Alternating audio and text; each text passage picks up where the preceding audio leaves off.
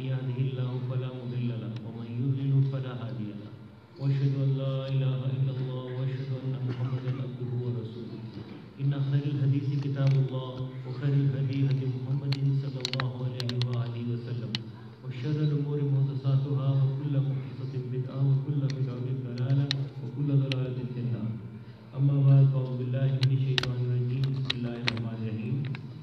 I welcome all the brothers and sisters to this monthly Family Quran Circle, and the topic for this month inshallah is my real job. So we'll try to understand what our real job is, why have been we sent this world, and what can we do to fulfill this responsibility and the job that Allah subhanahu wa ta'ala has assigned us. Let's start that with the story. And the story involves three people. And there's a person who has given a very useful information, a very important information to one of his workers, that you have to deliver this responsibility, this message to another person. Now, if you don't convey this responsibility, if you don't convey this message, there would be a huge loss.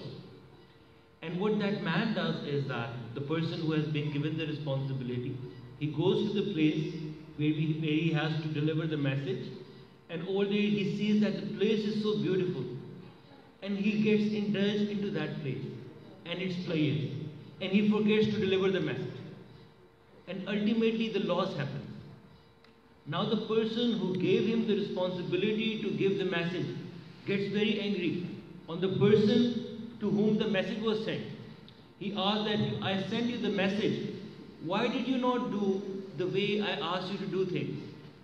And it's legitimate that he would be very angry with the person who the message was supposed to reach. But if that person says that the message never reached us, then who do you think would that person be angry with? It would definitely be the person who was given the message. So in our case, it is Allah subhanahu wa ta'ala who has given the message for the humanity, and we are the messengers of the Messenger of Allah sallallahu alaihi wasallam. This is the responsibility that has been given to us. Now on that day, when those people would say that the message never reached us, then who would be responsible on that day? It would be us. We would be answerable for not delivering the message that Allah subhanahu wa ta'ala and His Messenger entrusted us with. So this is the job that we have been given. In today's Quran Circle, inshallah, we'll try to go through the description of this job. We'll try to see what is the scope of this job and what is the methodology of doing this job that Allah subhanahu wa ta'ala and His Messenger sallallahu alaihi wasallam has told us. So inshallah, this would be the topic for today's Quran Circle. Before we move on, inshallah, we'll read a couple of ayat from the Quran in order to explain this aspect that I just tried to clarify through a story. So inshallah, we'll read those verses. وَكَذَلِكَ جَعَلْنَاكُمْ أُمَّةً وَسَطًا. And for this reason, we have made you the middle nation. Ummatun wasata, the middle nation. لِتَكُونُوا, so that you become, لِتَكُونُوا شُهَدَاءَ, that you become the witness. عَلَى النَّاسِ. Allah, it's a very beautiful and a very meaningful word in this context. It conveys the meaning that you have to be a witness against someone. And how can you be a witness against someone? When you do your job, you convey the message, and yet the people don't believe, then you can be a witness against them that I did my work and they did not believe. But if we don't do that job, then what would happen? وَيَكُونَ الرَّسُولُ عَلَيْكُمْ شَهِيدًا. And the Prophet ﷺ becomes a witness upon you. And he did make us the witness. On his last sermon in Hajjatul Wida, the Prophet ﷺ conveyed the message. And then he asked that, Allah hal ballaghtu, have I conveyed the message? And all the companions said that you have conveyed the message, and you have fulfilled your responsibility, and you have fulfilled the rights of the amana that were given to you by Allah subhanahu wa ta'ala. And then the Prophet ﷺ made Allah subhanahu wa ta'ala his witness. And he says, Allahumma shahad, O Allah, be my witness that I have done the job. And then he gave us a very important responsibility. And the important responsibility was that every shahid has to take it to every ghaib. Everyone who witnesses this, everyone who witnessed to the truth of La ilaha illallah, everyone who says Ashhadu Allah ilaha illallah wa ashhadu anna Muhammadur Rasulullah, whoever is a witness to the truthfulness of this kalima, then he has to convey that to whoever this message has not reached. It is such an important responsibility that our Prophet ﷺ assigned to us. So me, you, and all of us are the messengers of the Messenger of Allah ﷺ. So our conduct, our behavior, our dealings have to be those that we try to imitate the Prophet ﷺ and his sunnah in our conduct. We try to follow his footsteps, and we try to follow his sunnah of conveying the message to every human being. So this is a responsibility that has been given to us. And in this little picture that you see over there, so Allah subhanahu wa ta'ala gave the message to the messengers, and then it has to be conveyed to the humanity. And we are here in between, ummatam wasata. So it's our responsibility to take the message from the Prophet sallallahu alaihi wasallam, from the Quran and Sunnah, and then take it to the mankind. So that is why we have been made the middle nation. And that is why we have been made the ummah of dawah, the ummah of the people of the Messenger of Allah sallallahu alaihi wasallam. And this concept is in Quran. It's explained in a number of various ayah. And recently, few of our brothers did a study circle on this topic as well. Shahadat-e-Haq, as we say in Urdu, or Shahadat al-Nas, as we say in Arabic. So they did a Quran circle and a study circle on that. Another ayah. Kuntum khayra ummatin. You are the best of the nation. That's your job. You have been taken out for the people. You and I have not been sent in this world to spend our life in the jobs that we want to, which we love a lot. In order to love for the money, we are not sent for that. We have been sent out for people. Ukhrijat linnas. We have been sent for mankind. Ta'muruna bil ma'roof, so that we enjoin good. It's not just ordering good, it's enjoying good, like facilitating the goodness, communicating the goodness, be the harbinger of goodness. وَتَنْهَوْنَ anil munkar, and prevent whatever is evil and whatever is bad.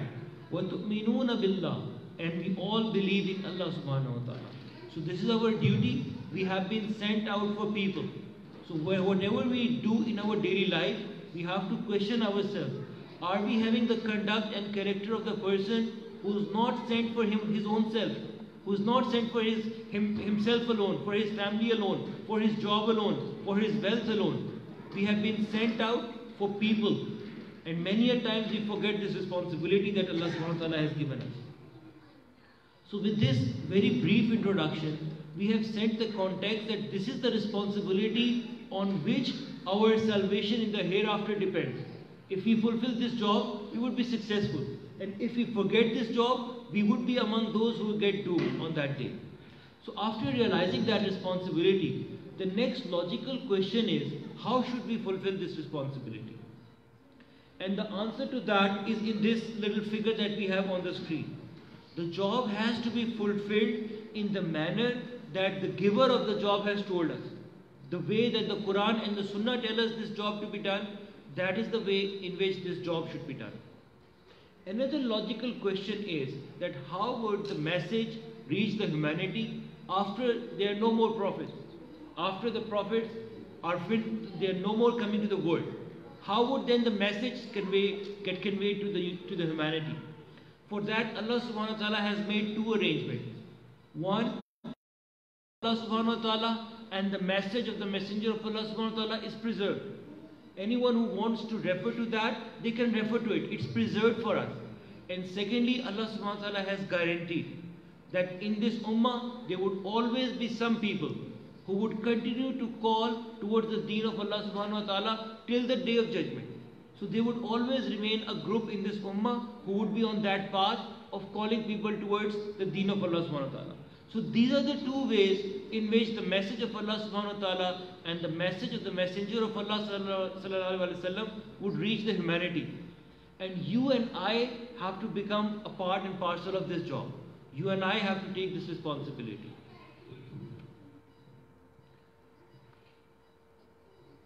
So before we begin, I would just like to give a little bit more context of what we are going to discuss today, inshallah.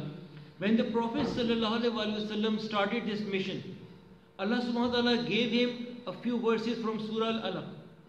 And those verses deal with studying, reading. So the first step in this regard is seeking knowledge. Then Allah subhanahu wa ta'ala gave Prophet ﷺ, he gifted him Surah Al-Muzammil, which is about the personal development. It's nourish your inner self. Ya ayyuhal muzammil, qumil layla illa kalila. Stay up at night except a little. Sleep little and woke up more. Qumil layla illa kalila. Nisfahu awin qus minhu kalila. Half of it, or even reduce further that. Aw zid alayhi warattilil Qur'ana tartila, or maybe increase upon that. Warattilil Qur'ana tartila. Connect with the Quran. Put it in your chest. Enlighten your chest with the Quran, with the light of the Quran. So that is the personal development bit. And Allah subhanahu wa ta'ala is telling the Prophet that we are going to give you a kalam which is very sakil, which is very heavy in nature. So you have to prepare yourself for that, to be the bearer of that truth, to be the bearer of that book. So we have to prepare ourselves in that regard. And then the wahi stopped, the revelation stopped for a period of time. And then the Prophet ﷺ was really worried that when would the next message come. And that was a state of anxiety that the Prophet ﷺ was going through. And after a period of time, he again saw the angel who met him in the cave of Hira. And then he got terrified. And he went to his home. And he asked his wife that, wrap me up, cover me up with something. And then this Surah Al-Mudassir came, which we are going to discuss today. The 10 verses of that, inshallah, that would be the topic of our today's Quran circle. So that's a little bit of a context. So Surah Al-Muzammil, personal development, personal grooming, personal nourishment, so that we can become a true carrier of the message that was sent to the Prophet ﷺ. The Quran, the book of Allah subhanahu wa ta'ala. So we have to prepare ourselves for that. And the way to prepare ourselves is to connect with the Quran. And especially the Quran at night. We have to connect with that, we have to enlighten our chest with that. And in the same surah, Surah Al-Muzammil, Allah subhanahu wa ta'ala tells us that this is the time in which there is concurrence. And you can take different meanings of concurrence. Concurrence between what you are saying and what you are doing. No one is looking at you. People are asleep and you are awake. So that's your true commitment. Concurrence with what you are saying and what you are doing. In your behavior, in your actions, and in your words, there is concurrence. So night is the time when no one else witnesses. You and Allah subhanahu wa ta'ala alone are there. You are alone with the alone. That is the time to show the concurrence of your words and your character. So Surah Al-Muzammil prepares us for that. As a da'i, as a person who is to fulfill this responsibility, it is very important that we nourish our soul too. We strengthen our soul so that we become the carriers of this message. And then Surah Al-Mudassir is a surah of activism. Go out in the way of Allah subhanahu wa ta'ala. Practically do things. If you just nourish your soul, that is not enough. You practically have to play a role too. So this surah combines the two. So these are the twins of our faith. Having strong conviction, enlighten your chest with the nur of Iman, and then put that into the action. These are the twins of our faith. And we have to live with both. So that is the surah, inshallah, whose first 10 ayat we are going to discuss today. And every person who has got pain for the humanity, the first thing they do is to analyze the situation of the community they live in. They see what is happening in the society. Where is this society going? What sort of conceptions are common in this society? How can I tackle them? Where is the humanity heading towards? What can I do to save them? Every person who has got a painful heart would be pondering about these things. And this is exactly what the Prophet ﷺ used to ponder about when he used to go to the cave of Hira. And the scholars explain that he used to spend many nights in the cave of Hira. And in that, his job was tahannas. Tahannas means it's a way of ibadah in which one is engaged in the form of a zikr. And the scholars explain it encompasses a zikr, remembrance of Allah subhanahu wa ta'ala, as well as afkar, the fikr, the thought, reflection and pondering upon the state of humanity. And in those nights, the Prophet ﷺ used to do the kasra, the abundance of the zikr of Allah subhanahu wa ta'ala, and the kasra and the abundance of reflection and pondering. So it is the sunnah of the Rasulullah sallallahu alaihi wasallam to be in seclusion and think about humanity. And one moment or 1 hour in thinking about the humanity is better than the 1,000 days or 1,000 nights of worship. So it's such an important task. And that's what we learn from our scholars. 1 hour pondering about what we can do for the community, it's better than 1,000 days of worship. So that's how important it is. And that was the first thing that the Prophet ﷺ used to do. And that phase of reflection and pondering, Allah subhanahu wa ta'ala replaced that afterwards with the phase of action and the command of kum. Stand up, arise, rise and warn. Then that command came. So let's now listen to the recitation of the first 10 ayat of Surah Al-Mudaththir and also read its translation. So the translation is on screen, and inshallah I'll play the recitation.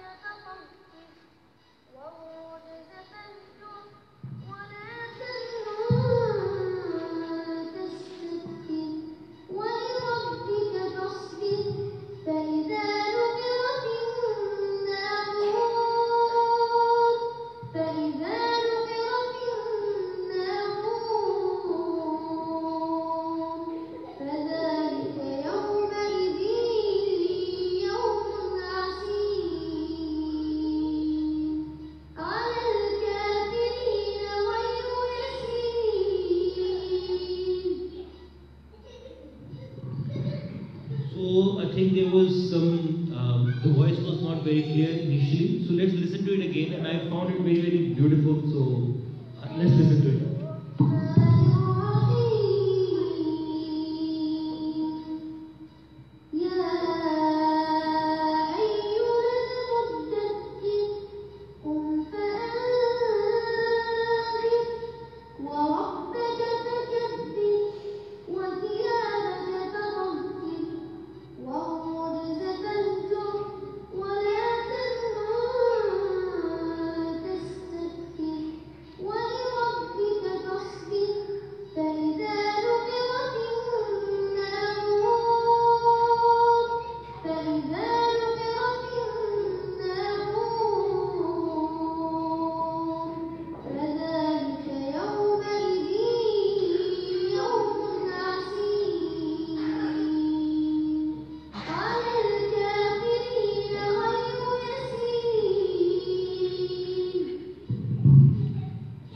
These are the ayat that we'll be pondering upon today. First of all, Allah subhanahu wa ta'ala is calling the Prophet sallallahu alaihi wasallam, Ya ayyuhal mudaththir, that oh you one who is wrapped up, because the Prophet sallallahu alaihi wasallam was feeling a bit of shivering in the cold, and he asked his wife to wrap him up, to cover him up. So Allah subhanahu wa ta'ala is calling the Prophet. At this moment, I would like to clarify one thing, that these verses of the Quran, these are not just linked to a particular incident or a particular event in the seerah of the Prophet sallallahu alaihi wasallam. It's linked to you and me as well. Allah subhanahu wa ta'ala says about this that in this is your mention. That in this Quran is your zikr, is your mention. So when we read about this, we also have to think that Allah subhanahu wa ta'ala is calling us. He's calling you and me. He's telling us, Kum fa'anzir, rise, stand up and warn people. Ya ayyuhal muddaththir, Kum fa'anzir, rise up, arise and warn people. Wa rabbaka fakabbir, and glorify your Lord. And if we do the literal translation, it would mean make your Rabb big, make your Rabb bigger. What does that mean? We say Allahu Akbar, Allah is the biggest, Allah is bigger than everything. Then how can we make Allah subhanahu wa ta'ala bigger? So we'll inshallah ponder upon this, keep this question in mind. We'll come back to that and we'll see what does making your Lord big mean. How can we do that? Allah subhanahu wa ta'ala is commanding us to do that. How can you and I do that?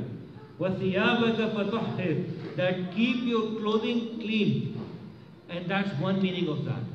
And there are other meanings of that as well, which inshallah we'll shortly see.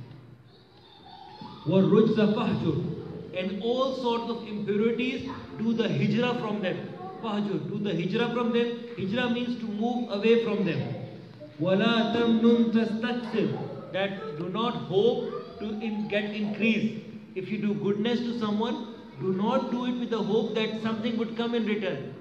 Do it for Allah's sake, liwajhillah, only for Allah's sake. And be patient because of Allah subhanahu wa ta'ala. Because it's the work of your Lord. You should have that strong love that if curses come in the way, if people say you all sort of things, if people throw stones at you, then you have to have patience. And not just patience, we have to be steadfast. When these problems, when these troubles, when these pain came to the companions of the Prophet ﷺ, they used to say that this is exactly what Allah and His Prophet promised with us. And we are glad, we will gladly face all those things. Their iman, Allah subhanahu wa ta'ala tells us, used to get increased when the pains come their way. When the problems used to come their way, it did not diminish their faith. It used to increase their faith. So this should be our attitude. That we should be happy when we feel some pain in the way of Allah subhanahu wa ta'ala, when we feel and find some inconvenience, some struggle in the way of Allah subhanahu wa ta'ala, we should be happy about it. And then Allah subhanahu wa ta'ala says us about the day on which the trumpet would be blown. And the day when that sound making thing would make a lot of sound. فَذَلِكَ يَوْمَئِذٍ يَوْمٌ أَسِيرٌ, that will be the day which would be a very difficult day. So before people end up in that difficult situation, we have to rise and warn so that we can go. عَلَى الْكَافِرِينَ غَيْرُ يَسِيرٌ, that day would not be easy upon the non-believers. غَيْرَ يَسِيرٌ, it won't be an easy day for the ones who do the kufr. And kufr does not just mean doing the kufr of or not believing in Allah subhanahu wa ta'ala. Sometimes from the Quran we learn that even the Muslims can do the kufr. All of us can sometimes be closer to kufr than iman. And it is mentioned about some of the companions that on that day, on the day when they did not end up in being with the Prophet ﷺ in the battle, on that day they were closer to the kufr than iman. Because it's a contour. There is a contour between iman and kufr. And we all fluctuate between that. And our iman increases and decreases. So we have to engage in those efforts which put us closer towards the iman, which increases our iman. And struggle in the way of Allah subhanahu wa ta'ala, the effort in His cause, that motivation is something, if we get addicted to that, it would ensure that we enjoy a high state of iman. So this is what we have to engage ourselves in. So this is the summary of what we're going to discuss today, inshallah. And we'll now engage in a little bit more deeper conversation, inshallah. So let's read about the first couple of ayahs. Ya ayyuhal muddassir, qum fa'anzir. And as I mentioned, this command of qum was for the Prophet ﷺ that you have been engaged in this thinking about the humanity. Now it's time to rise up and practically do something. And Allah subhanahu wa ta'ala is giving ambition to the Prophet ﷺ. In these ayat, Allah subhanahu wa ta'ala is giving a mission to the Prophet ﷺ. And on his behalf, that mission is on my shoulders and it's on your shoulders. It's on the shoulders of our next generation that we have to prepare and nurture for the work of this deen of Allah subhanahu wa ta'ala. And what is that mission? Qum fa'anzir, rise and warn. Tell people that it is not only the life of this world that we have to live. There is something which is coming after that. This life is very small. It's not even worth a pebble as compared to that life which is coming next, our afterlife. So if all our struggles are focused on this world alone, how would we enjoy the pleasures of that life? If all our struggles are for the success of this world alone, how will we ensure that we are successful in that world too? So we have to make some effort for that life too. That life in comparison to what? This life is nothing. if we spend whole of our life in the pursuit of the things that would not be beneficial to us at all in our afterlife, then we are wasting our life. So we have to live our life with a mission so that that life is comfortable. Allah subhanahu wa ta'ala tells us in the Quran that this life of this world is like a play. It's like a play. And what happens in the plays or the stage dramas? What happens? There are different people who are given different roles. Someone is made a king. Though in real life that person might be a bankrupt, but that person is made king in the drama. And someone might be made a servant. And when it comes the time of giving the awards, sometimes the servant gets the award that he did his role in a really excellent fashion. So this is the example of this life. Whatever situation Allah subhanahu wa ta'ala has put us in, if we are made the servant or the king or the slave or whatever, if we do best in whatever capacity Allah subhanahu wa ta'ala has given us, that would ensure us our success in the hereafter. Worldly possessions, worldly jobs, number of cars that we drive, the type of bank balance that we have, these things are just a part of the script. Our real performance is something that would ensure our salvation in the hereafter. So whatever role, whatever state we are in, we have to ensure that we are fulfilling our responsibilities in that. Little bit of poverty, little bit of trouble, little bit of pain, it doesn't matter at all, as long as we are safeguarding our next life. So that is our duty. And there are many examples around us. We are surrounded by examples of people who have taken this mission of Qum for the deen of Allah subhanahu wa ta'ala. Qum bi-iznillah. Qum fa-anzir. Who have taken this responsibility and did that job in an excellent manner. And we can all learn from them. Some of the people you might have seen. I'll explain about maybe a couple of them. Sheikh Ahmad Deedat. Because we are doing a workshop on Dawah. So it's very practical that we explain about his lifestyle a little bit as well. So he was a man who did not have much education. And he used to work in a grocery store. And opposite to their shop, there was a Christian missionary. He used to live in South Africa. And South Africa and wherever the imperialism went, wherever the European imperialism went, they converted people by force. Wherever they went, they converted people into Christianity by force. Let it be whether it's Australia, whether it's America, whether it's another country, wherever they went, they tried to convert people by force into Christianity. So with imperialism, the Christianity was also being spread by sword at the same time. So opposite to his shop was a Christian missionary. Whatever they used to learn, they straight away used to come to him and practice their learning on him, trying to tell him how incorrect the religion of Islam is, how incoherent the religion of Islam is. And he used to feel a lot of pain because of their dialogues and because of the things that they used to say. But he himself did not have much knowledge at that time. One day, accidentally, he was working in his shop and he came across a book called Izharul Haq.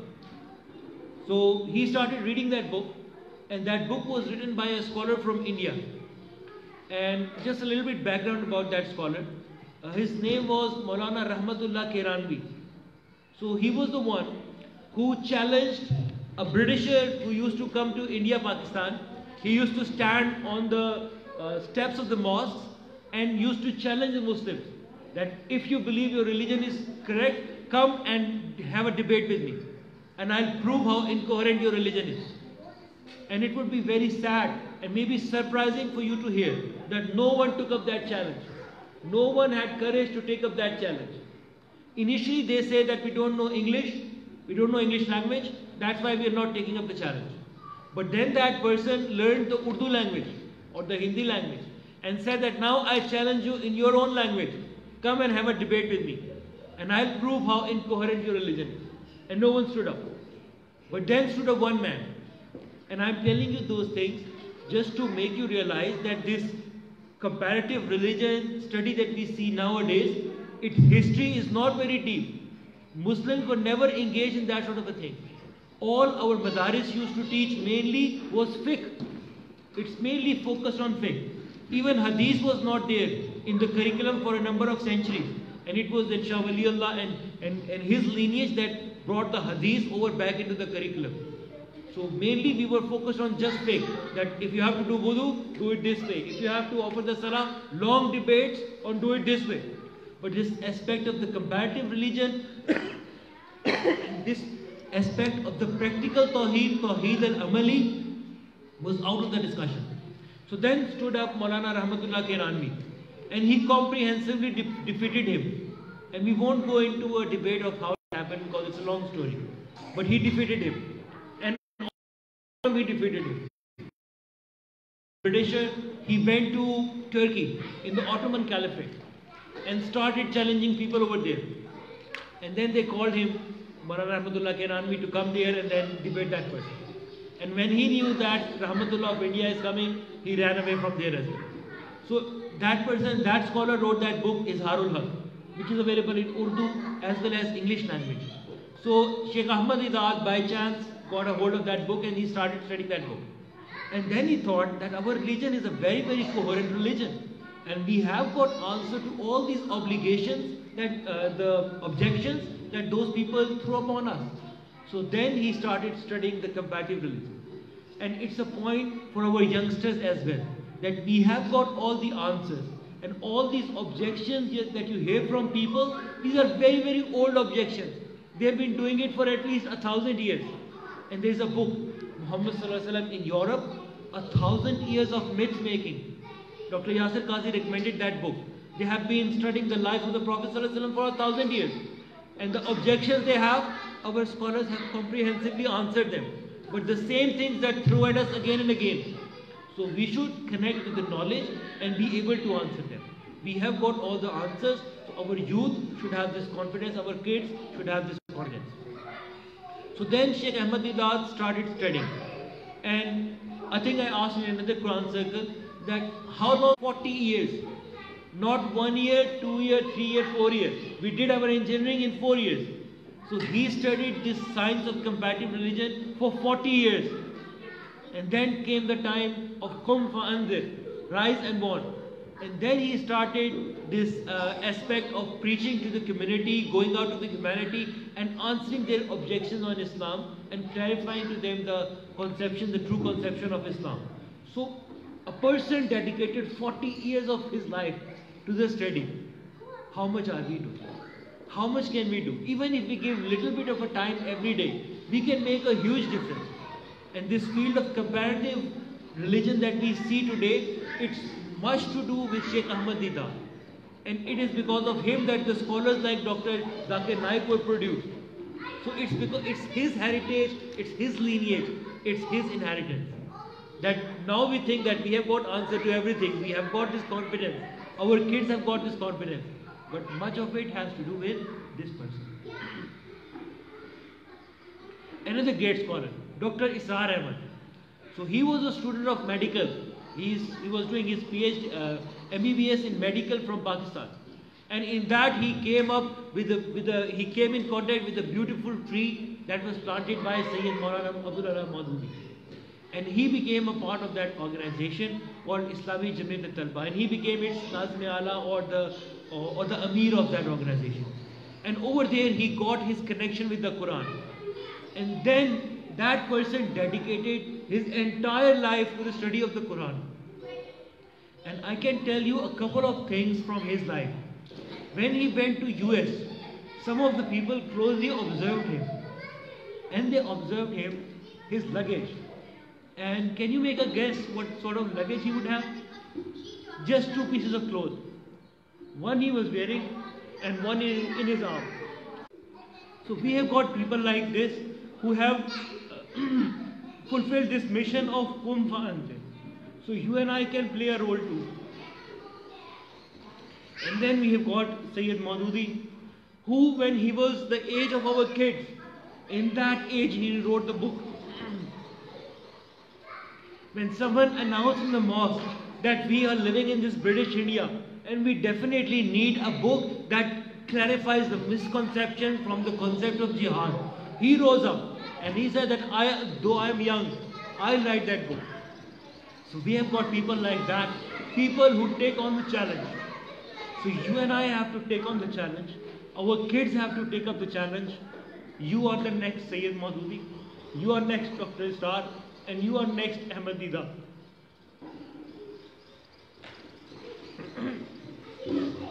Okay, so after this introduction, let's try to understand the scope of our job. What is the scope of our job? So we are discussing this aspect about Kum Fa'anzir, rise and warn. So let's discuss the scope of that. And in Quran, Allah subhanahu wa ta'ala tells us that the scope of this is 5 tiers. So there is a 5-tier effort that you and I have to do. The first level, we ourselves have to prepare for that. Qu anfusikum, warn your own self about what is going to come in your afterlife. So first step, make your own self aware of that.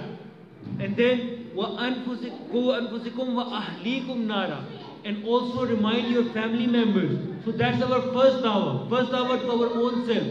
Then the second aspect of dawah to our family. That is the second level of dawah that we have to do. This responsibility of Kum Fa'anzir, first recipient of that is our own self. Then our family. Then we have to take it to our relatives. وَأَنذِرْ أَشِيرَتَكَ الْأَقْرَبِينَ, that we have to convey this message to our close members of the family.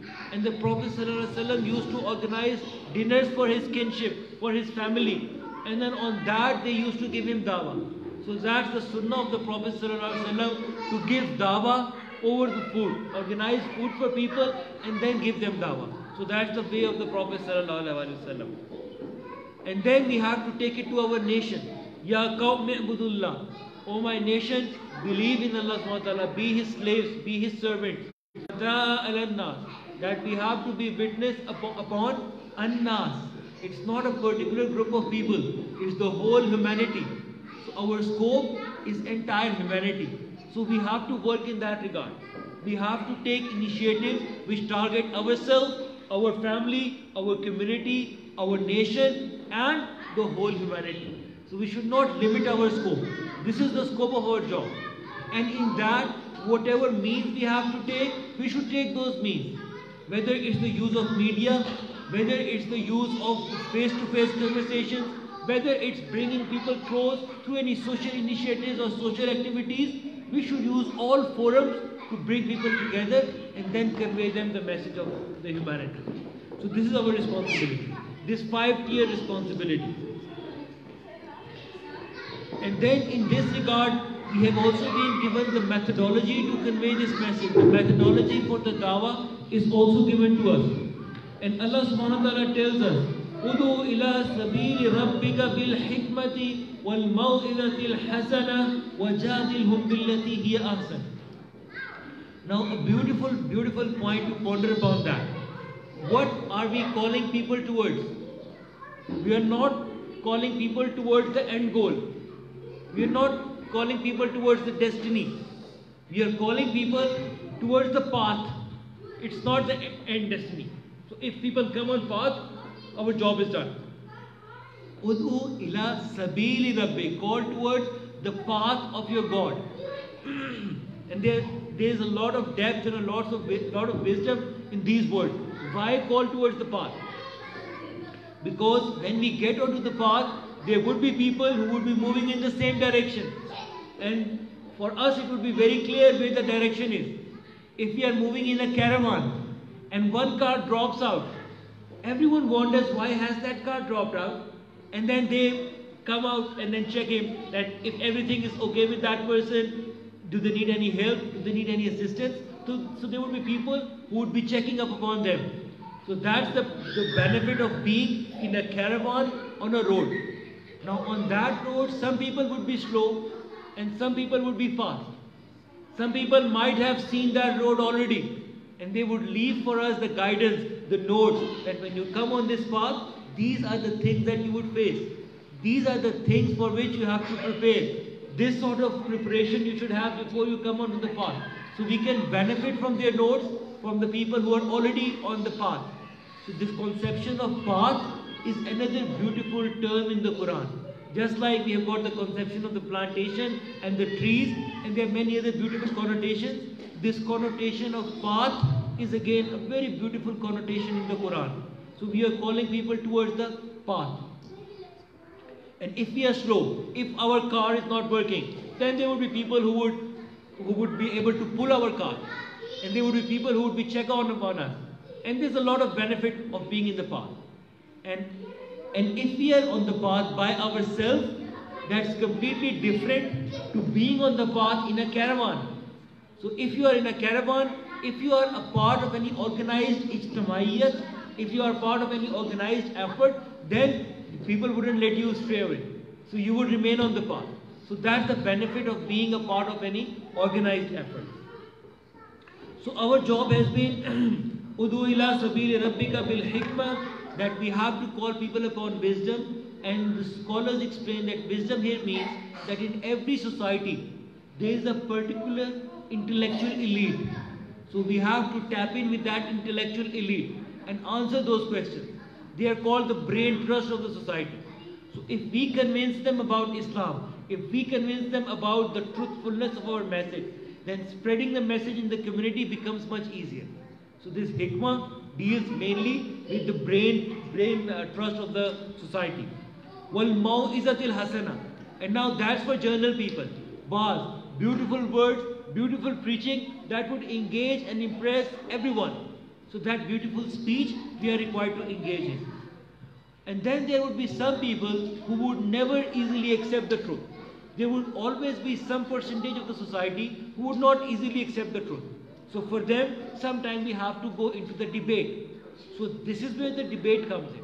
But before that, it's beautiful word, it's using the wisdom, explaining the wisdom behind the systems of Islam with acts of worship and everything, explain it with wisdom. Then beautiful words, beautiful preaching, and then comes وَجَادِلْهُمْ بِالَّتِي هِيَ أَحْسَنُ. Sometimes we might have to engage in the debate, but when we do that, we have to do it in a manner that is very, very good. If they do something bad with us, we do not have to replicate that. وَجَادِلْهُمْ بِالَّتِي هِيَ أَحْسَنُ. Debate with them in a manner that is very, very good and beautiful. So that's the way we have been told to do the job. That's the way we have been given regarding our approach towards the job. Inna rabbaka huwa a'lamu biman dhalla an sabilihi wa huwa a'lamu bil muhtadin. And again, it's a very deep message. We should not give up on people. Sometimes we do a little bit of work with someone and then we give up on them. Allah subhanahu wa ta'ala says that whoever you think is misguided today, tomorrow he might be the most guided person. And who you think, if you think you yourself is a very pious person, tomorrow your future might be very different. So Allah subhanahu wa ta'ala knows who is guided and who is not. So we don't have knowledge of that. We cannot give up on people. So we have to make our effort. It's Allah subhanahu wa ta'ala who knows who is guided and who is not. Who would be guided in future and who would not. And some of the teachers of Imam al-Bukhari, one of his teachers was a highway robber. And then he came across a very learned man. And he stopped him and said to him, give me whatever you have. And he said that I only have the words of the Prophet ﷺ. I don't have anything else with me. And then he gave him the word. And when he listened to those words, his life changed. And then he decided that now I will gather this wealth rather than the wealth that I was trying to accumulate throughout my life. And then he became the scholar of the hadith and learned it to such an extent that he became the teacher of Imam al-Bukhari. So this is how Allah subhanahu wa ta'ala changed people. So we cannot give up on people. That this person is a very simple person, I would not give my dawah to them. Give your dawah to everyone. Engage everyone. We don't know in whose heart Allah subhanahu wa ta'ala has put a fertile ground from where the beautiful trees and the beautiful flowers would grow. And always there would be some people who would be extremely ignorant, extremely disrespectful, and extremely unwelcoming to the message. So in that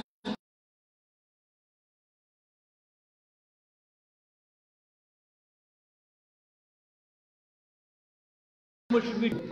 If a student is extremely unwelcoming to the message, our approach should be hold on to the forgiveness. Wa'mur bil urf, and still command the good. Hold on to the forgiveness and still command the good. Wa'arid anil jahilin, and do the i'raz, avoid the jahilin. And jahilin has got many meanings.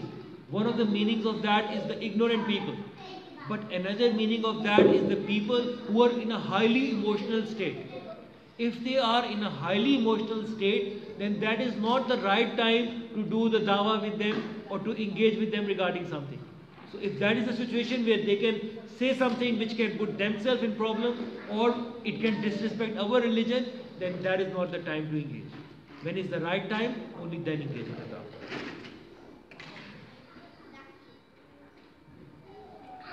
So, in order to convey this message, we have to use all possible options that are available to us. Does any of the kids identify this little mountain that we see on the screen? Does anyone identify this mountain? Or even the adults, if kids don't know? This is a top view. It's the Safa. It's the Safa mountain. So, we know about Hajra, alayha salam, that she used to run between the two mountains, Safa and Marwa, in order to find water for young Ismail alayhi salam. So this is the Safa mountain, which is situated very close to the Kaaba. It's very close to that. So when the message came to the Prophet sallallahu alaihi wasallam, he reached on the top of this mountain. And there's a little bit of context to that. When the Arabs had to convey something very, very important, they used to rise up on this mountain and remove their clothes and then convey the message. And they tear off their clothes so that people see that what's happening here. Why is that person tearing off his clothes? And they would get attentive and then they would listen to what that person has to say. So did the Prophet ﷺ follow the tradition? Urf means something which is common in the society. So the Prophet ﷺ followed the urf. He went to the mountain. But from that urf, he removed whatever was against the Sharia. Whatever was against the commands of Allah subhanahu wa ta'ala, he removed that bit. But he still followed what was urf. So we have to engage in whatever means and resources we have and remove from them whatever is out of alignment with our religion. So we can use media, we can use social media, we have to use all possible platforms to convey the message of Islam. So this is called urf. And this is a very beautiful aspect of the science of fiqh or the science of usul al-fiqh. So the customs in the society, our fiqh allows us to adopt those things that people in Malaysia wear. It's perfectly fine. What we wear in India, Pakistan, it's perfectly fine. What the local converts over here wear, it's perfectly fine as long as it's not in contradiction with the principles of Sharia. So that's called the principle of urf. And I'm very briefly explaining that, but I would request our brothers to engage in a little bit of study of a science called Usulul Fiqh. It's a beautiful field and it would help you identify why scholars have got difference of opinion on things. And that would broaden your perspective. And then we would not think that only what we say is the correct opinion and all other people are wrong. So this is the science of Usulul Fiqh that opens up our brain. Usulul Tafsir, Usulul Hadith and Usulul Fiqh. If we hold on to these sciences, and I'm giving this message to everyone, but especially our kids, that if we hold on to these sciences, we'll never be misguided, inshallah. So try to learn about these sciences, inshallah. After you learn the Tafsir of the Quran. And then you learn these three sciences, and then you move on to the Hadith and Fiqh. So we have to use all possible options with regards to urf. Okay, now another aspect. Our job is to give dawah. But what are we calling people towards? What do we have to give the dawah towards? Dawah means invitation. What do we have to invite them towards? There has to be something. So Allah subhanahu wa ta'ala tells us, وَمَنْ أَحْسَنُ قَوْلًا مِمَّنْ دَعَا إِلَى اللَّهِ. So who's better in speech than the one who calls towards Allah subhanahu wa ta'ala? وَعَمِلَ صَالِحًا. And he does good deeds. Not only calls people towards the goodness, but he himself does the good deeds too. وَقَالَ إِنَّنِي مِنَ الْمُسْلِمِينَ. And he says that I am from the Muslimin. So our dawah is towards being the Muslim. Our dawah is not towards a particular sect. If we are calling people towards a particular sect, it's not a dawah according to this ayah of the Quran. So only we have to call people towards the deen of Allah subhanahu wa ta'ala, towards the sunnah of the Prophet sallallahu alaihi wasallam, without affiliating with any sect. So that's the first aspect of the dawah. Then this ayah also tells us that we have to be humble in our effort. Because we are saying, Innani minal muslimin, I'm just one of the believers. I'm not something special. I don't call myself something very learned. I don't call myself something really big. So I'm one of the believers. So that has to be our intention. And the third aspect, which is very important, especially for our kids, is the identity. When you are giving the dawah, you should be very confident about your identity. That I am proud to be a Muslim. I will not be ashamed to wear hijab in my school. I will not be ashamed to offer my prayer in my school. And Alhamdulillah, I feel very, very proud as a father to say that my son Ahmad, he started a mosque in his school. And we are trying to start that thing with other kids in the public school too, that we can maybe prepare them and nurture this identity in them, that they feel proud to exhibit their religion and to convey their religion to other people in their schools as well. And that takes us to another sub-point. And that sub-point is that our kids are exposed to a lot of very dangerous aspects in their school. Directly or indirectly, they have been pushed towards atheism. Even young kids, they are a lot into the LGBT. And atheism is very, very common. And sometimes teachers inculcate that, directly or indirectly. So we have to prepare our kids in a way that they are able to answer those questions. They have got conviction in their heart and they are proud of their identity as Muslim. وَقَالَ إِنَّنِي مِنَ الْمُسْلِمِينَ. So we have to inculcate the identity among our children. So one of the things that we are trying to do under ICANN's initiative called Gain Peace, which is linked to Dawah, is that inshallah we'll start a little focus group of the children who go to the public schools. And inshallah we'll try to discuss with them each month a topic related to their identity and the type of questions that they find in the schools. Over there they asked about, prove me that the God exists. Young children, as young as in the grade 7, they asked them that prove me that your God exists. And why Jesus is not God. Is God 1 or 3? Islam and terrorism. These sort of things they have been asked and they have to answer. So we have to prepare them for that. So inshallah we'll try to start that.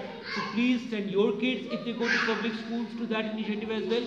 And also bring along your friends so that we can have a group of people who can convey this beautiful message in their school and who themselves have got the conviction. The next ayah. So we are discussing about the job that Allah subhanahu wa ta'ala has given us. And now let's discuss the ultimate outcome of that job. The ultimate mission, the ultimate outcome is وَرَبَّكَ فَكَبِّرْ. وَرَبَّكَ and your Lord فَكَبِّرْ and make him big. And now this is something which is very confusing. How can we make Allah subhanahu wa ta'ala big? He is the biggest. Allahu Akbar. How can we make him big? So we'll come on to that. But before that, I'll just explain a couple of very beautiful points about this ayah. In English, we have got some words in which the letters, if you put them in reverse, they make the same combination. For example, the word mom. The word mom. So M-O-M. O is in the center and M on this side and M on the other side. So we see these things in the words. But we don't see this thing very often in the sentences. But in Quran, one of the beautiful aspects of that is that we have got that sort of a balance in the sentences as well. For example, this ayah, وَرَبَّكَ فَكَبِّرْ. Vav is a connector with the previous sentence. And after the vav comes the exact sentence. So we see what is the first word of this sentence. Yahya, can you tell me what is the first letter of this sentence?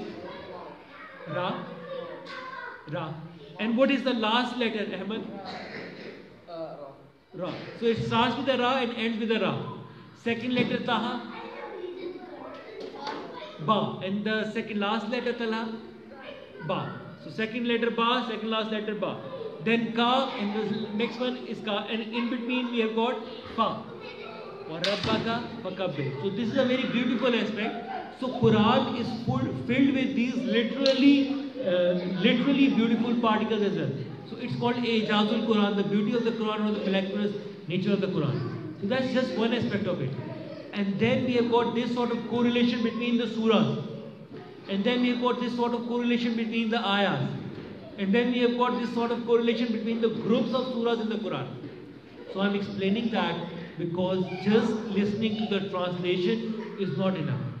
We have to dive deep, and only then we would be able to appreciate the beauty of the Quran.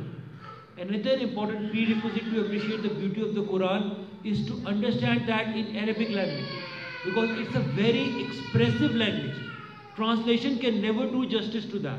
The type of beautiful expressions that this conveys, we cannot have it in translation. For example, just even look at this word, kabbir. It's driven from the bab, which is in Arabic, it's called taf'il. Taf'il, takbir. So what does takbir mean? Or what does tanzil mean? Tanzil means something which gradually comes down. Gradually comes down, bit by bit. So Quran had an anzal as well as tanzil. It itself came into the Lawh al-Mahfuz, and then from there it went through tanzil. So two aspects of it. Similarly, takbir. In the same pattern, takbir means that make it bigger, more and more and more and more. So gradually you have to make your Lord bigger. وَرَبَّكَ فَكَبِّرْ. Make your Lord bigger gradually, more and more and more. So that's the meaning of it. Such a beautiful meaning which can never be conveyed in Arabic, in English. وَرَبَّكَ فَكَبِّرْ, and your Lord glorified. That's what we read in English. But we don't get this connotation that only Arabic language can convey to us. That it has to be a gradual process and it has to be a continuous process. Alright, now let's try to understand the meaning of that. The scholars explain that with regards to the Quran, there are different layers of meanings of it. And the deeper you go, the more meanings you would extract. So regarding this ayah, the scholars have explained 5 types of meanings of what does increasing the Rabb or making your Lord bigger means. First thing is that we should have this conviction in our heart that Allah is the biggest. Allah is the biggest. Our job is not the biggest. When it comes to orders of Allah subhanahu wa ta'ala, it is He who should be listened. When it comes to our own desires, when it comes to our own tiredness, when it comes to our laziness, when it comes to our inconvenience, who should we listen to? Our body, our mind, or Allah subhanahu wa ta'ala? So we should have in our heart that Allah is the biggest.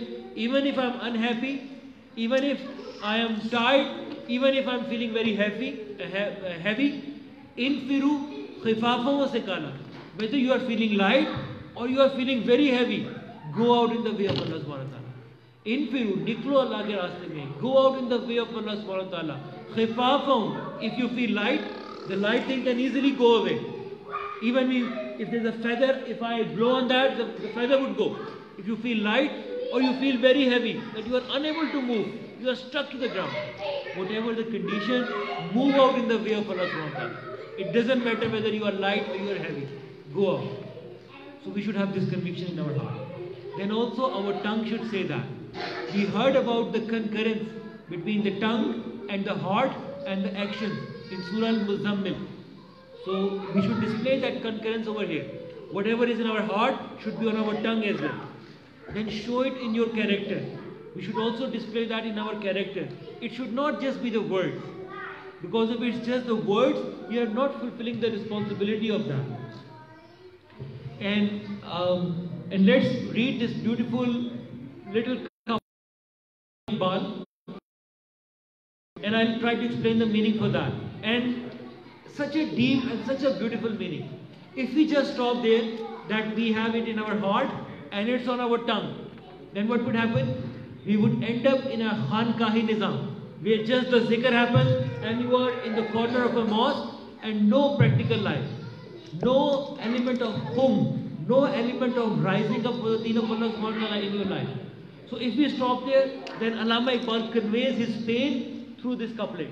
And he says, Ya wus'ate aflaq mein takbir musalsal, Ya khak ki aghosh mein tasbih manaja. So there is one attitude and then there is a different attitude. One attitude is, Ya wus'ate aflaq mein takbir musalsal, that your voice, your takbir is not confined in a location. Wusat-e-aflaq mein, you have to go out. It's only when you go out in the way of Allah subhanahu wa ta'ala, when you are out there in the field, then your takbir would be in the wusat of the aflaq, in the vastness of the sky. Otherwise you would be confined somewhere. So Allama Iqbal is saying, go out there in the field. And then over there if you say Allahu Akbar, then that is the real takbir. That is one attitude. The other attitude is, Ya khak kiya ghosh mein tasbih manajat. That I'm sitting in a corner and I'm just saying Allahu Akbar, Allahu Akbar, Allahu Akbar, Allahu Akbar. But my practical life does not convey that. So these are very two different types of takbir. One you are saying in a corner, and one which you are saying in the way of Allah subhanahu wa ta'ala, out there in the field as an activist, going out there for the deen of Allah subhanahu wa ta'ala. If you go out there, what is that? Wo mazhab-e mardane khud agah wa khuda mast. So that is the way of the people who are aware of themselves. Mardane khud agah, those people who know themselves. Wa khuda mast. And those who are like must for the deen of Allah subhanahu wa ta'ala, who have got that addiction to the beauty of the deen. That is the approach of those people. That wusat-e-aflaq mein takbir-e-musal. And the other one, those people who do the khak kiya ghosh mein tasbih manajat, ye mazhab-e mullao jamadato nabatat. So even these stones, even the animals have this approach that they sit there and do the tasbih of Allah subhanahu wa ta'ala. So what is the difference between you and them if you are not going out in the way of Allah subhanahu wa ta'ala?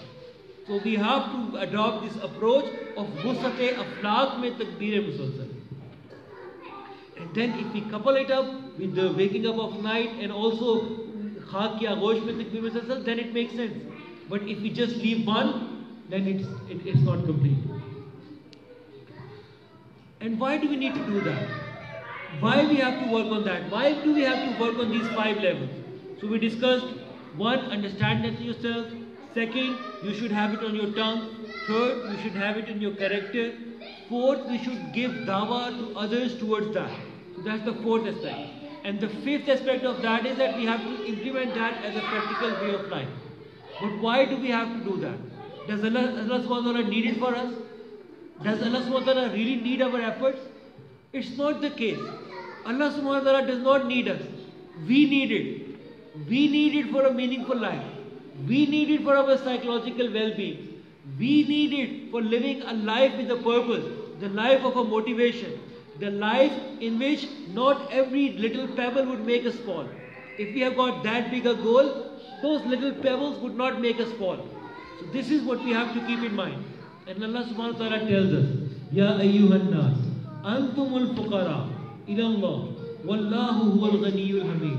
O people, you are in need of Allah subhanahu wa ta'ala. Allah subhanahu wa ta'ala is not in need of you. If we are making the effort for this deen, it is our own need. Allah subhanahu wa ta'ala does not need it. We are the fuqara. We are in very much need of it. And now Allah subhanahu wa ta'ala tells us some code of conduct in that regard. And Allah subhanahu wa ta'ala tells us, وَثِيَابَكَ وَطَحِّرْ, that your clothing should be the clean. It is a literal translation, but the scholars explain it has got various meanings. One aspect of this is that our clothing should be clean from the impurities.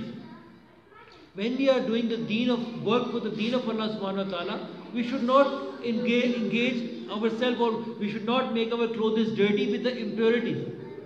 The second conception it conveys is that in our religion, dirtiness is not a sign of piety.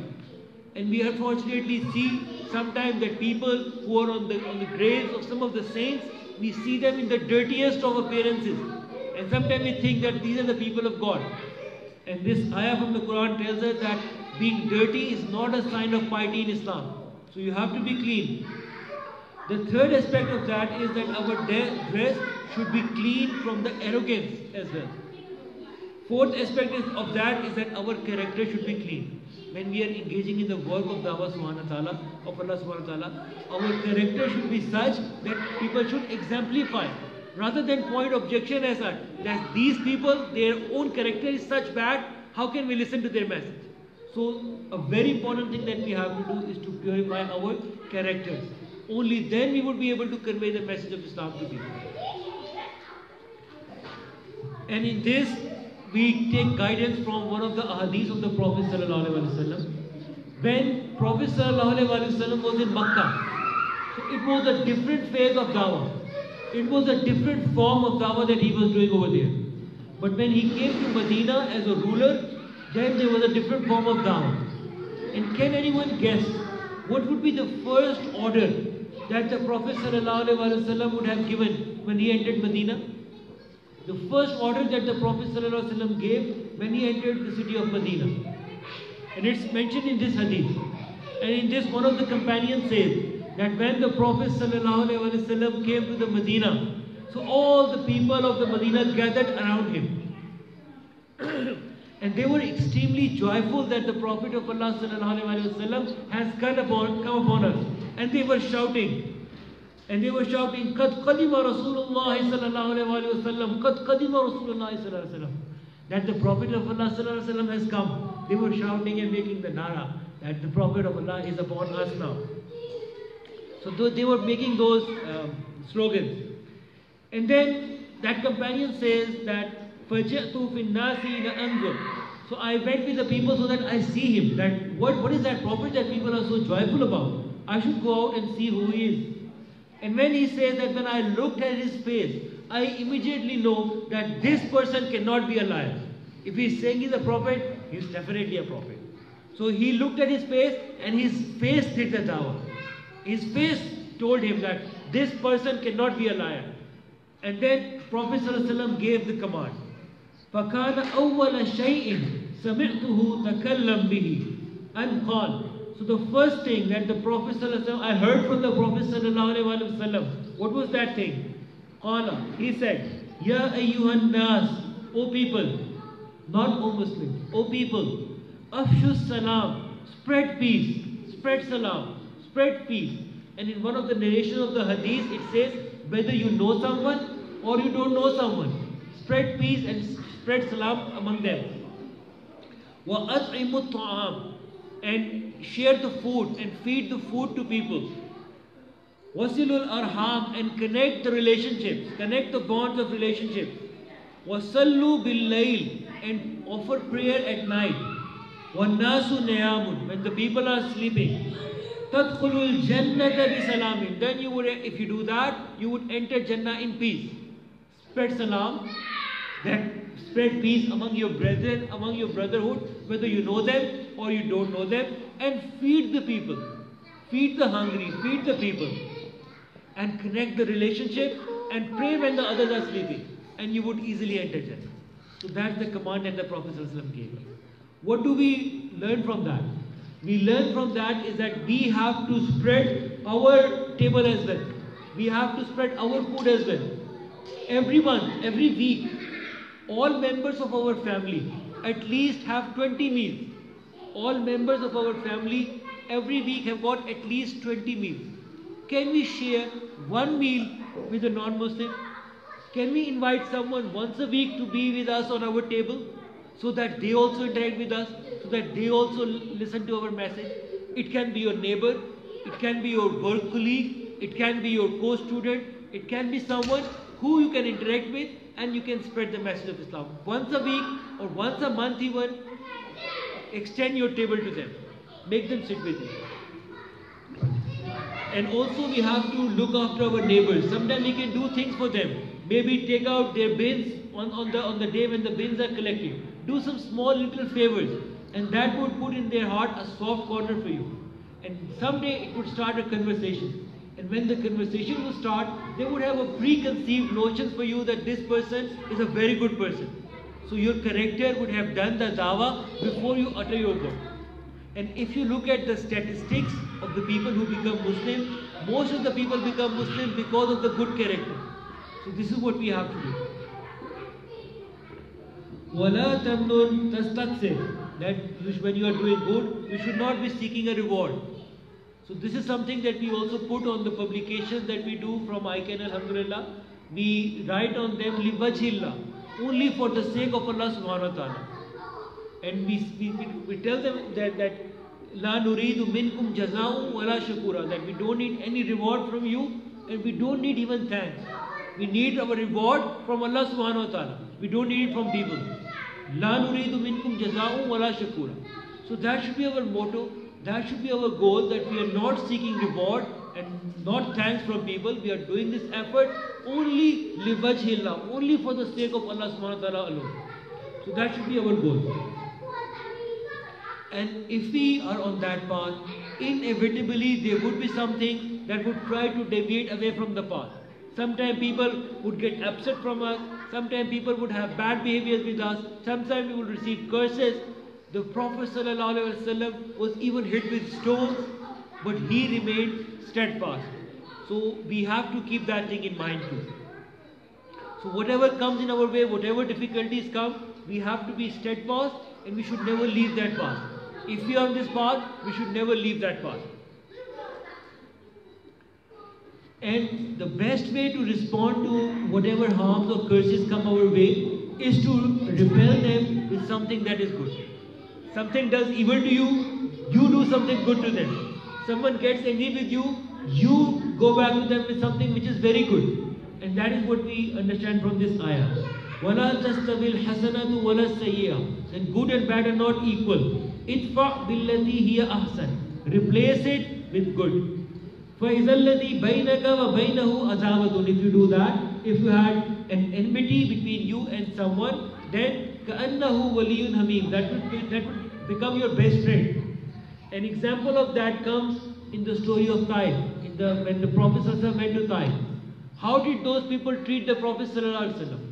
They threw stones at him, and the most blessed blood of the most blessed person on the face of earth spilled on those roads. And then the angel came and said that, O Prophet ﷺ, allow us, and we'll put this mountain on those people. And then our Prophet said the historic words. The words of the Prophet ﷺ, which are quoted in Sahih al-Bukhari. And those words were, when the angel came and said that give us permission to put those mountains on those people, the Prophet ﷺ said no. Rather, I hope that Allah will bring from their descendants people who would worship Allah alone without associating partners with Him. So the Prophet ﷺ was hopeful that if they are not believing, their foresprings would become Muslim and they would believe in Allah subhanahu wa ta'ala.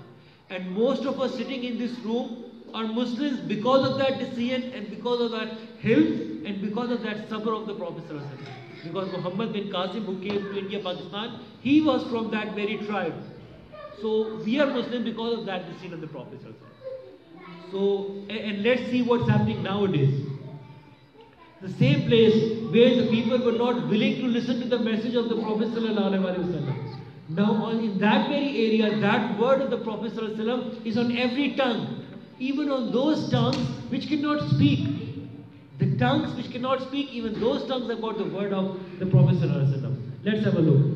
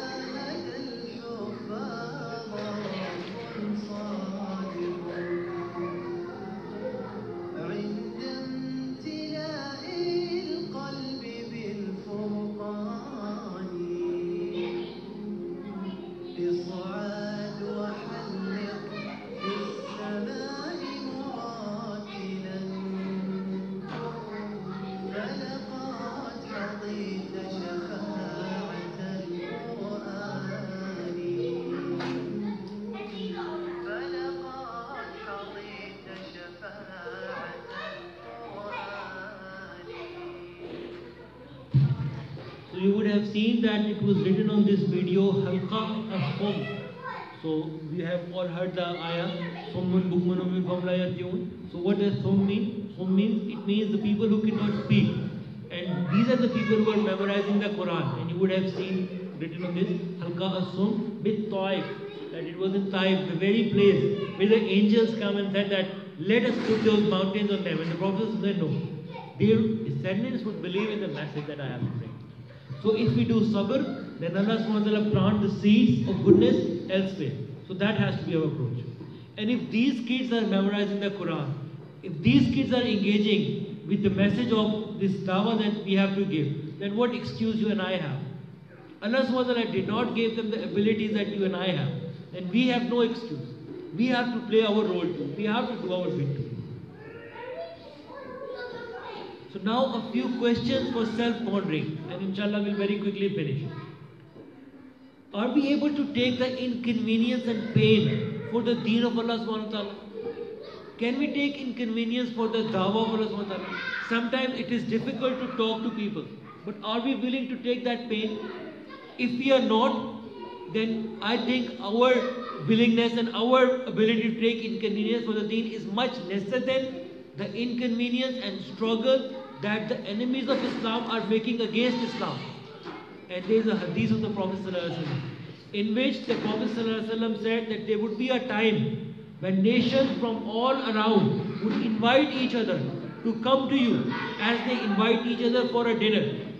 As if they invite you so that they can tear you apart. And the companions asked that, would that be because of our number? Would we be low in number at that time?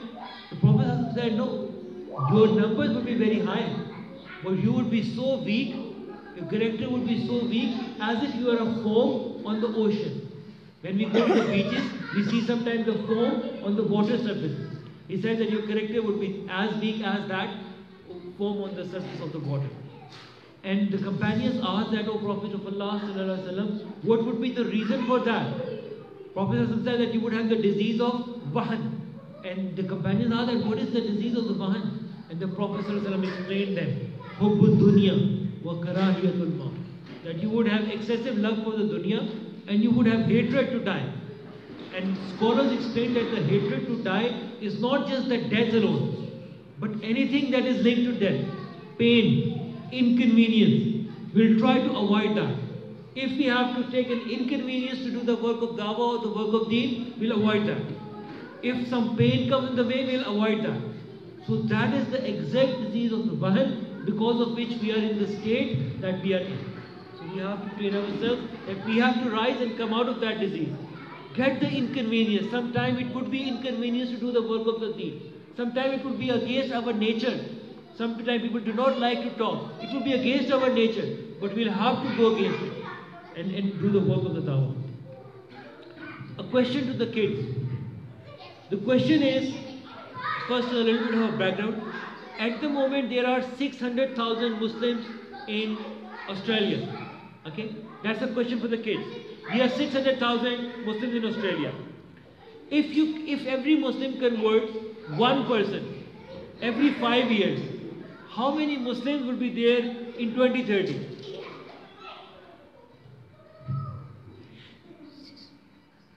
So every 5 years, every Muslim converts just one person. And you can make your 5-year goal that this is my person, I'm going to convert him in 5 years. Every 5 years you convert one person. How many Muslims would be there in Australia in 2030? Ahmed, do you know the answer? Just simple maths. Huh? No. Any other guess? 1.8 is already on the screen, and that's why I was thinking that maybe I should hide it, but it's already on the screen. Yeah, so 1.8 million Muslims. So from 600,000 in just 10 years, we'll jump to 1.8 million. If we all make a plan that every 5 years we can convert one person. We don't have access to all those 600,000 Muslims at the moment. But I have got access to you guys. And can I make a request that all of us make a plan, just select one person or more if you've got capacity to convert them in 5 years. At least we can make an aim that we will convert someone, we will revert someone back to Islam in the next 5 years, and then inshallah Allah subhanahu wa ta'ala would give barakah and we'll extend this effort and convert more people. So let's make an aim that in the next 5 years we'll pick one person and try our best to convey the message of truth to that person. And most of the people are very accepting in nature. Most of the people are very accepting in nature. You would find very few people who are arrogant and who would not listen to the message. Most of the people are very welcoming to the message. The only problem is us. We don't convey the message. So the problem lies with us and not mainly with the people. They are willing to listen, we are not willing to talk. I think it would be 2.4. 2.4? Sorry for the mistake. Alright. Okay, so now a question again for the kids. The question is, who do you think is resulting in the most people reverting to Islam? Whose effort do you think is resulting in most people getting converted to Islam? It's a multiple choice question. Choice A, the born Muslim. Choice B, the reverted Muslim. Reverted Muslim. Reverted Muslims. And the statistics are that 30% of the new Muslims bring the Shahada within the first 3 months of them accepting Islam. 30% of them bring the Shahada within 3 months. We are not talking about 5 years.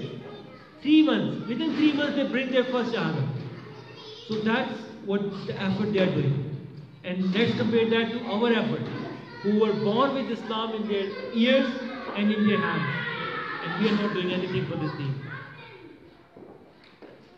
Some of the scholars you can see on your screen, and the list is very huge. The list would go on and on and on. There are so many reverts who are doing excellent effort for this deen of Allah subhanahu wa ta'ala. And we are not fulfilling the rights of this blessing of Islam that Allah has given us. So we have to gear up as well and do some effort. 3 implications of that. Born Muslims have to realize their responsibility and play their role too. We have taken this thing for granted that if we are Muslim, that's good enough, we don't have to do anything else. So we have to take this responsibility to convey this message to non-Muslims. Second thing, something for our revert brothers. So our revert brothers should also learn from these role models, these examples, and try to gain the level of excellence. And the third thing is, which is very important for us, that we should try to support our new Muslim brothers as much as we can. I have seen a few new Muslims in this community, and most of them struggle because they don't have anything formal to learn about Islam. That is the biggest problem that they face. There are some who face issues from their family, psychological problems, but the main problem is that they don't have any place where they can formally learn about Islam. So you and I can do something about it. Alhamdulillah, we have formed an organization, so from that platform we can do something. We should just get a little bit of inconvenience and then that would be done. So we should gear up for that. And now I invite all of you to a few things. Some practical ways of doing things. One of the requests that I do to all the brothers and sisters over here is to do the Dawah training. Pick any Dawah training course and do that. You can find plenty on the YouTube, and we have got some recommended courses from ICANN as well, which inshallah we'll share in the sisters group, as well as we'll put along with this presentation on the Facebook page. So please go through that. One of the courses is only 6 hours. So we can all at least spare that time and learn about this very prime responsibility of Dawah. That's the first request. The second request is that we should all look for opportunities to start conversations. And there would be plenty of opportunities at your work, in your schools, in your universities, where you can come across Dawah opportunities. So we should look for those opportunities. And then we should work on developing the exemplary akhlaq. As we already discussed, that is the thing that would do the best Dawah for us. And last but not the least, we are inshallah having our Masjid Open Day on 31st of October. We would be inviting a number of non-Muslims to visit Masjid Ar-Rahman in Gosnells. So I request you all to kindly come over there and also bring with you your colleagues, your college mates, your university fellows, your school fellows, bring with them your work colleagues, bring them to the masjid. And inshallah over there what we would do is that we would give them an orientation of what we do at the masjid. Our masjid in Gosnell, alhamdulillah, is a beautiful masjid. It's a marvel of architecture and Islamic art. So we would show them that. And then we would also show them what do we do as Muslims. Why do we remove the shoes and how does that have biblical origins as well? How does Allah subhanahu wa ta'ala commanded in Bible too that we should take off the shoes before going to the holy place? Why do we do wudu? And how does it have the biblical origins? Why biblical origins? Because 70% of the population over here is Christian. And then we'll tell them about Adhan and its origins, then the way we offer the prayer and how that is the best way to offer the prayer and the way of all the prophets of Allah sallallahu alaihi wasallam. So this is what we would show them. Then we would give them the masjid round and then there would be a question and answer session. In order to make sure that their trip is memorable, we'll have a few stalls. Inshallah, there would be a sausage sizzle, face painting, henna stall, try a hijab stall, and all those sort of things would be available so that they enjoy their visit to the mosque and it becomes memorable for them. So I request you all to please participate in that. There would be some pre-event activities as well, in which you would be inshallah distributing the brochures home to home, letterbox deliveries, and then there would be management of the stalls and other stuff. So I invite you all to participate in that. That would be our little contribution to the dawah of this deen while we are living in Australia, inshallah. So with that, I conclude, inshallah. May Allah SWT enable me and enable all of us to implement that in our life. أقول قولي هذا أستغفر الله لي ولكم ولسائر المسلمين والمسلمات.